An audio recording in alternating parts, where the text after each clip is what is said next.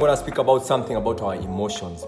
One of the things we got to realize, I had a talk with our gym clients last week about just anger management and just anger as general. One of the things I got to realize that many of us go to the gym because of emotional issues, but we tend to think it will physically will be solved by going to the gym, but also we fail to know that we also need to do some work emotionally. So today I just want to share some tips about just how to deal with your anger if you're someone who struggles with anger.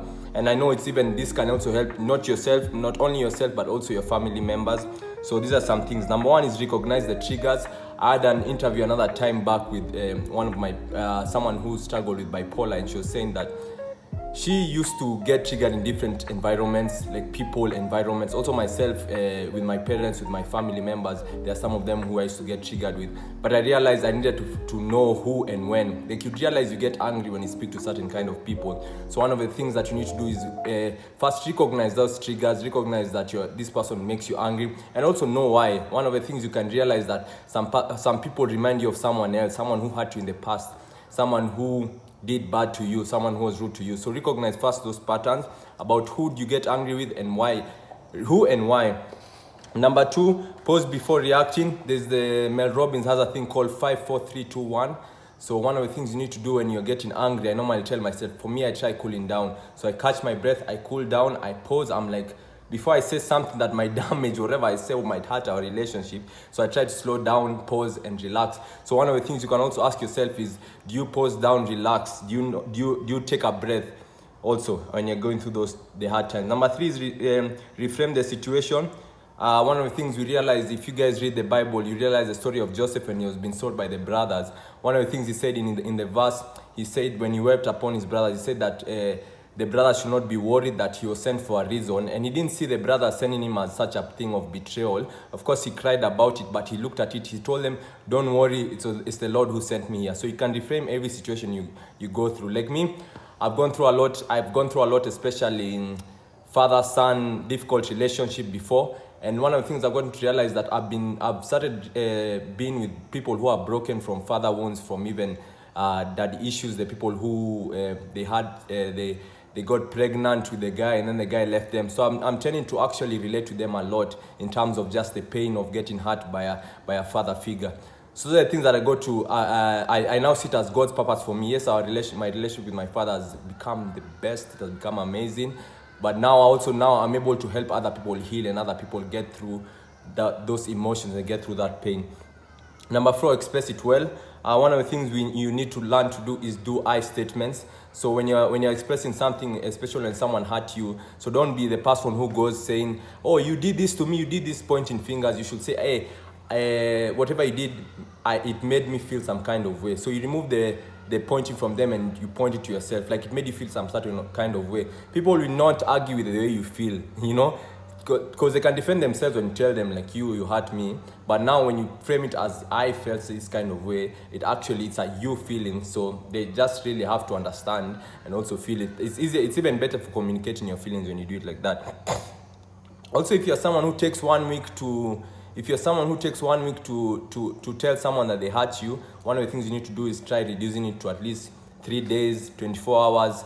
And maybe you need to reach to a point where you can share when someone hurts you immediately. You can be able to share it when it happens, or not so far away, an hour, 30 minutes maybe. So those are things that you need to do. Number 3, change your body. One of the things we realize also with physical fitness, your body, when you change your body, you change your physiology, that's your physio body and everything. So try changing your body, try working out, breathing in, try doing something to change the state of your body. One of the things I realized there was this psychology, I forget what his name, it's called, it's called neuro-linguistic programming. I don't know, but you have to change your body to feel a certain kind of way. Like sometimes you can jump around, skip around, do some press-ups to channel your anger another kind of way, but you remember you still need to deal with it. The other one is develop empathy. One of the things I realized when people hurt you, there's that quote that says, hurt people. So don't take it as a point of them just trying to attack you. I know many people, especially in relationships, normally there are people I've met who say, bibi yangu ataki the best out of her, and I don't succeed in it. But one of the things you need to realize that no one is there to take you down, to be honest. Some people just struggle with so much that they don't know how to express love. They're going through so much pain. The other one, number 7, would be practice forgiveness and letting go.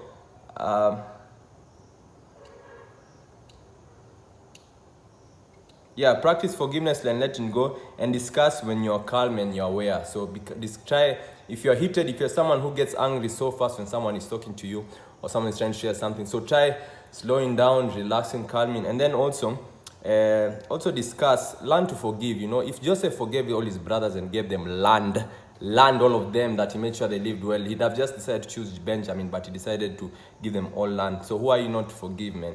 Forgive. I know some people have gone through the hardest of times. People I know who have been raped, people who have been taken advantage of when they were children, people who've gone through the hardest of things. I've seen people who are forgiven, and let me tell you, it's one of the most free things. Forgiveness is not only a thing for them, it's a thing for you. It's a thing to set you free.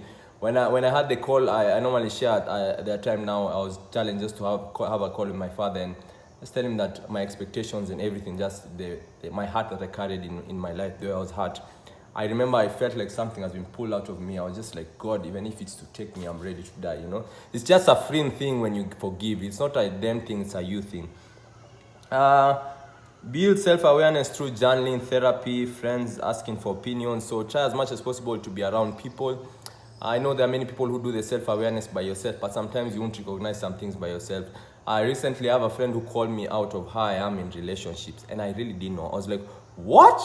Am I like that? For real? So sometimes those are called blind spots. You guys know about Johari window. If you haven't, I'd ask you to go and check it out. So Johari window is the place where there's a blind spot where everyone else can see your blind spot, but you can't see it. So sometimes you need people to call you out in those things. So even ask people, like, what do you think about the way I handle emotions? What do you think about the way I handle my anger?